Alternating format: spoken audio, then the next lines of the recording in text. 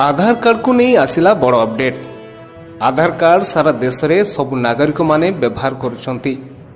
आजिर समय यह एक गुरुत्वपूर्ण डॉक्यूमेंट अटे। बैंक अकाउंट खोलिबा ठारू आरंभ करी जमी और घर किणिबा पर्यंत अनेक कार्य रे यह आवश्यक होता है। सरकारी और बेसरकारी स्तर में आधार एक गुरुत्वपूर्ण डॉक्यूमेंट जहाँ आपण जानिछंती। तेबे सेतिपाई एही परिस्थिति रे आपणकर आधार कार्ड को मागणारे अपडेट करिवार सुजोग को हाथ छड़ा करंतु नाही। सरकार आपणक पई एक बड़ सुजोग नहीं आछंती। UIDAI तरफरु एक घोषणा जारी करा जायछि जहाँकि संपूर्ण डॉक्यूमेंट अपडेट करिवार सुविधा मागणारे प्रदान करा जाउछि। तेबे आपण केते दिन पर्यंत मागणारे अपडेट करि परिबे आधार कार्ड को आसंतु टिकिनिकी जानिनबा। ता पूर्व वीडियो को गोटे लाइक करी सब्सक्राइब को दबाई पाखरे थिबा घंटी चिन्ह को दबाई ऑल रे सेट कर दियंतु। आपन को कहि रखुछु कि unique identification authority of India तथा UIDAI 10 वर्षरु अधिक समय पूर्वरु प्रस्तुत आधार कार्ड को अपडेट करिया पई सुविधा जुगाई दैछंती। जदि आपण 2014 पूर्वरु आधार कार्ड होइथाय एही सूचना को इग्नोर करंतु नहीं, आगकू नहले असुविधार पड़िबे।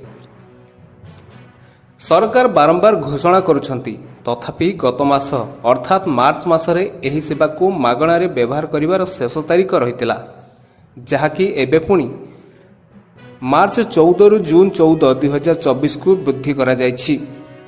जदि आपण आधार कार्ड रे कोनोसी विवरणी अपडेट करबा को चाहंती तथापि आपण कोनोसी देय न देई ताहा करि परिबे। तेबे आधार कार्ड विवरणी किपरि अपडेट करिबे जानि रखंतु। सर्वप्रथम आपन को UIDAI रो ऑफिशियल वेबसाइट www.udai.gov.in रे लॉगिन करबा को पड़िबो। होम पेज रे जाई माई आधार पोर्टल को जाई प्रोसीड रे क्लिक करिबे। आधार नंबर और पंजीकृत मोबाइल नंबर रे प्राप्त OTP व्यवहार करी लॉगिन करंतु। आपणकर समस्त विवरणी जांच करंतु और सठिक बक्स को टिकमार्क करंतु। जदि डेमोग्राफिक सूचना भूल अटे ड्रॉप डाउन मेनू रे परिचय डॉक्यूमेंट चयन करंतु और डॉक्यूमेंट अपलोड करंतु। तापरे पेमेंट रे ऑप्शन आसीबो। केते देबा को पड़िबो फीस।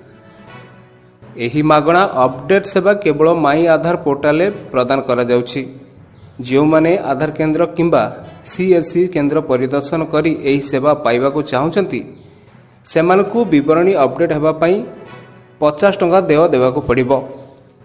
तेणु आज ही काम सारी दियंतु नहले आगको बहुत असुविधार पड़ी पारंती। तबे दर्शक बंधु आम वीडियोटी टिके भी इनफॉर्मेटिव लागिथिले लाइक करी शेयर करी सांग मानकु जणाई दियंतु। आउ जहार आधार कार्ड अपडेट होई नै ताकू व्हाट्सएप माध्यम शेयर कर दियंतु। आम वीडियो को आपण केउ जिल्ला रे देखुचंती निश्चित कमेंट करंतु।